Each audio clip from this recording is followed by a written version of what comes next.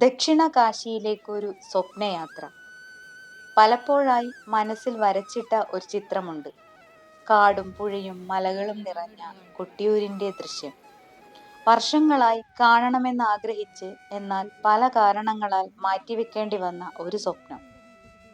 അതെ, കാസർഗോഡിന്റെ മണ്ണിൽ നിന്നും പാളങ്ങളിലൂടെ ഒരു പുലർക്കാല പ്രയാണം.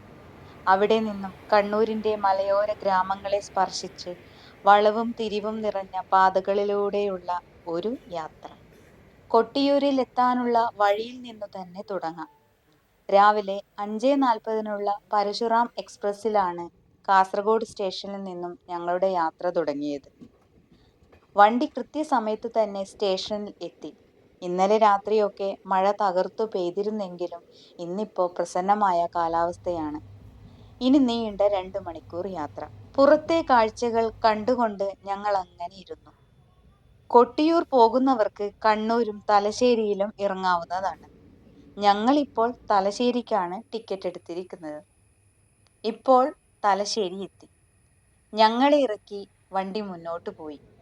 ഇവിടെ നിന്നും അല്പം മാറിയാണ് നമുക്ക് പോകാനുള്ള ബസ് സ്റ്റോപ്പ്. അവിടേക്ക് നടക്കാവുന്ന ദൂരമേ ഉള്ളൂ. റെയിൽവേ സ്റ്റേഷനിൽ നിന്നും പുറത്തിറങ്ങി വലത്തോട്ട് തിരിഞ്ഞ് മുന്നോട്ട് നടക്കുമ്പോൾ നാഷണൽ ഹൈവേയുടെ മേൽപ്പാലത്തിനടിയിൽ കൂടി കുറച്ചു ദൂരം മുന്നോട്ട് പോകുമ്പോൾ ഒരു റെയിൽവേ ബ്രിഡ്ജ് കാണാം.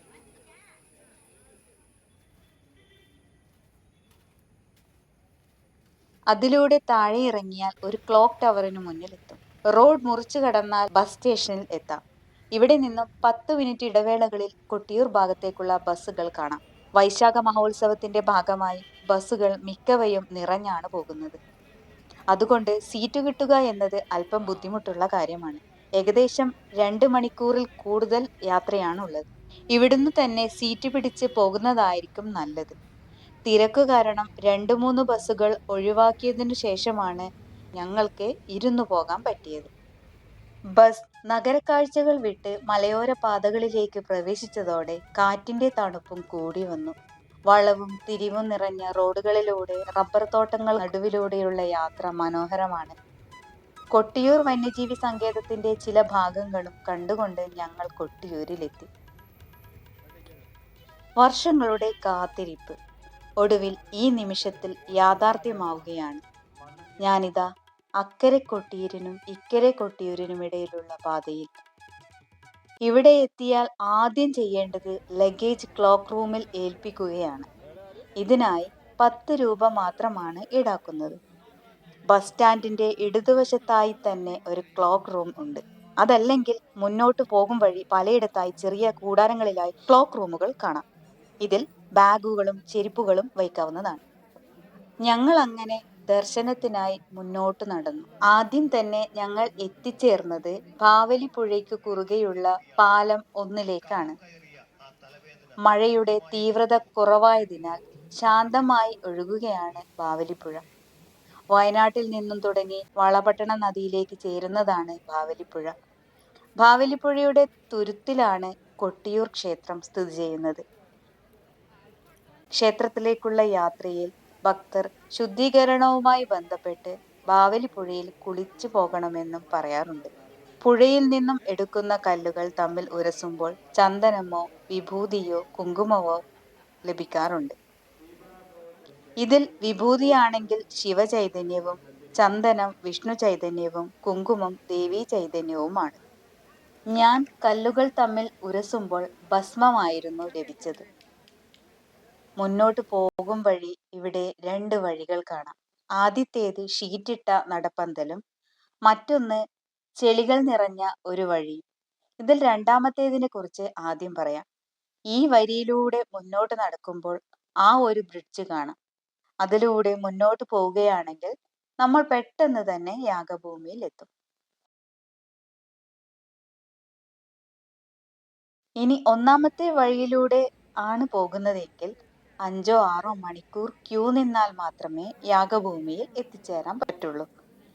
ഇതിന്റെ രണ്ടിന്റെയും വ്യത്യാസം എന്തെന്ന് വെച്ചാൽ, ക്യൂ നിന്ന് പോവുകയാണെങ്കിൽ മണിത്തറയിൽ കയറി സ്വയംഭൂലിംഗത്തെ അടുത്തു നിന്ന് കണ്ട് പ്രാർത്ഥിക്കാനും തീർത്ഥവും ചന്ദനവും ലഭിക്കുകയും ചെയ്യും.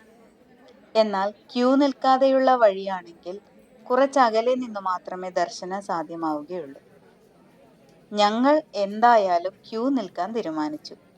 പല ഭാഷകൾ സംസാരിക്കുന്നവർക്കിടയിലൂടെ ഞങ്ങളും മുന്നോട്ട് പോയി.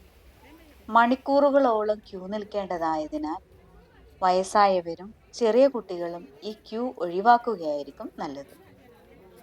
പിഞ്ചു കുട്ടികളുമായി പോകുന്ന അമ്മമാർക്ക് ക്യൂവിൽ നിൽക്കാതെ തന്നെ പോകാനുള്ള അവസരവും ഉണ്ട്. ഈ വഴിയിൽ കൂടിയാണ് ക്യൂ നിൽക്കാത്തവർ പാലം കടന്നു വരുന്നത്. കൊട്ടിയൂർ വൈശാഖോത്സവത്തിന്റെ ഭാഗമായി നടക്കുന്ന ശീവേലിയാണ് ഈ കാണുന്നത്. തിരുവഞ്ചിറയിലൂടെ ദേവനെയും തലയിലേറ്റി ആനപ്പുറത്തു കൂടിയുള്ള പ്രദക്ഷിണമാണിത്. ദിവസത്തിൽ 3 നേരവും ശീവേലി നടത്താറുണ്ട്. അങ്ങനെ നീണ്ട 5 മണിക്കൂർ ക്യൂവിൽ നിന്ന് ഞങ്ങളിതാ ദക്ഷിണകാശി എന്ന പുണ്യഭൂമിയിൽ എത്തിയിരിക്കുന്നു. ഒരു പ്രത്യേക കാര്യം ഓർമ്മിപ്പിക്കാം. മണിത്തറയിലേക്ക് പ്രവേശിക്കുന്നതിന് മുൻപായി പുരുഷന്മാർ ഷർട്ടും ബനിയൻ മുതലായവ അഴിച്ചു മാറ്റണം. പിന്നെ കുട, കോട്ട്, തൊപ്പി എന്നിവ ഒഴിവാക്കേണ്ടതാണ്.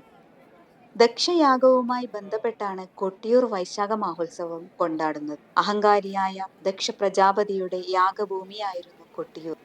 ബ്രഹ്മാവിന്റെ പുത്രനായ ദക്ഷ പ്രജാപതിക്ക് പരമശിവനോട് കടുത്ത വിദ്വേഷമുണ്ടായിരുന്നു. ഒരിക്കൽ താൻ നടത്തുന്ന മഹായാഗത്തിലേക്ക് ദക്ഷൻ പ്രപഞ്ചത്തിലെ എല്ലാ ദേവീദേവന്മാരെയും ക്ഷണിച്ചുവെങ്കിലും മകളായ സതീദേവിയെയും മരുമകനായ ശിവനെയും ബോധപൂർവം ഒഴിവാക്കി. പിതാവ് നടത്തുന്ന യാഗമല്ലേ എന്ന് കരുതി ശിവന്റെ വിലക്ക് വകവയ്ക്കാതെ സതീദേവി യാഗഭൂമിയിലെത്തി.